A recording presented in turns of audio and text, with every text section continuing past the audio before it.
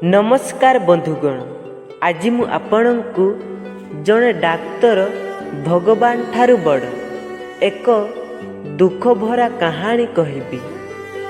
एक पुअर दुर्घटना कारणरू जरूरीकालीन ऑपरेशन पाई गोटिए फोन पर जड़े डाक्तर शीघ्र शीघ्र डाक्तरखाना परिदर्शन करती। से तुरंत निज पोशाक बदलाई ऑपरेशन पाई निजकु प्रस्तुत कले एवं ऑपरेशन रूम आड़कू चलिले। भीतर को प्रवेश करिबा मात्रे तांको आखि पुअर माँ ऊपर पड़िला, जीए कांदू कांदू तांकर ही अपेक्षा करुथिला।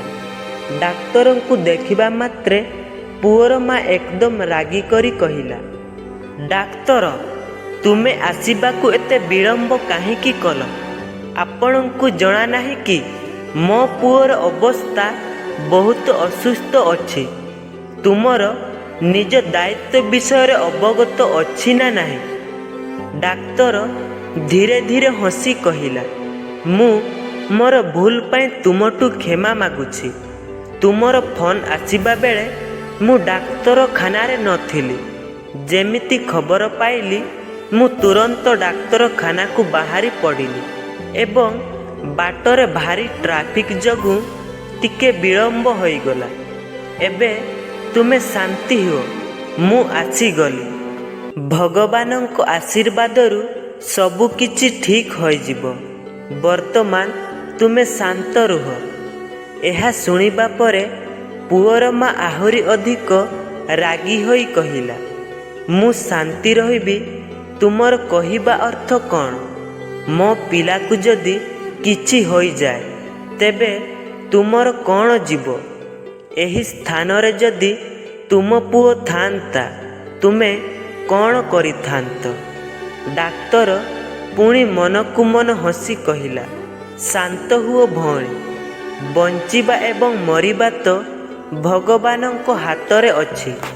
मु तो केवल गोटे मनीष, तथापि मो द्वारा जेते हेबो सेतिकी मु भल चेष्टा करिबी तुम पुओ को बंचाइबा पाई। बाकी तुमर आशीर्वाद एवं भगवानक इच्छा। कौन वर्तमान तुमे मते ऑपरेशन रूम जिबाकू देबे कि? डाक्तर तापरे नर्संकु किछि परामर्श देला एवं ऑपरेशन रूम को चलीगला। किछि घंटा परे डाक्तर ऑपरेशन रूम रु हसी हसी बाहर को बाहरिला। पुअर माँ को कहिला कि भगवानक आशीर्वादरू तुम पुओ एबे सुरक्षित अछि। वर्तमान शीघ्र भल होइजिबो एवं तुमको अधिक सूचना मोर बंधु डाक्तर देई देबो। एमिति कही डाक्तर तुरंत सेठारु चलीगला।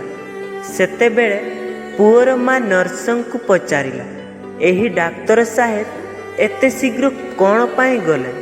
मो पुअर चेता आसीबा पर्यंत अपेक्षा तो करि पारिथान्ते।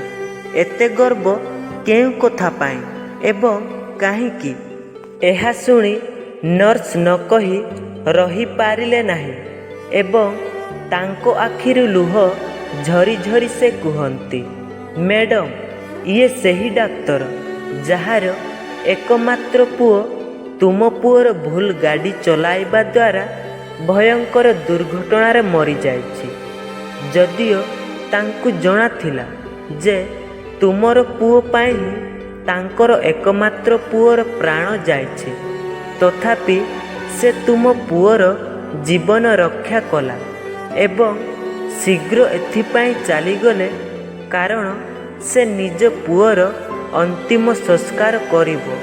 नर्सर एही कथा सुनी सेही महिला जनक बहुत दुख अनुभव कले, किंतु वर्तमान से डाक्तरंक निकटरे क्षमा मध्य मागी पारिबे नाही, कारण डाक्तर सेठारु चली जाइथिले। तेणु बंधुगण, सेही डाक्तरंक महानता को तो तुमे देखिल। एते भल एवं महान डाक्तर जीवन रे बहुत कम मिली थांती, जीए एते बड़ दुख को लुचेई अन्य पिलार जीवन रक्षा कला। ଧନ୍ୟବାଦ।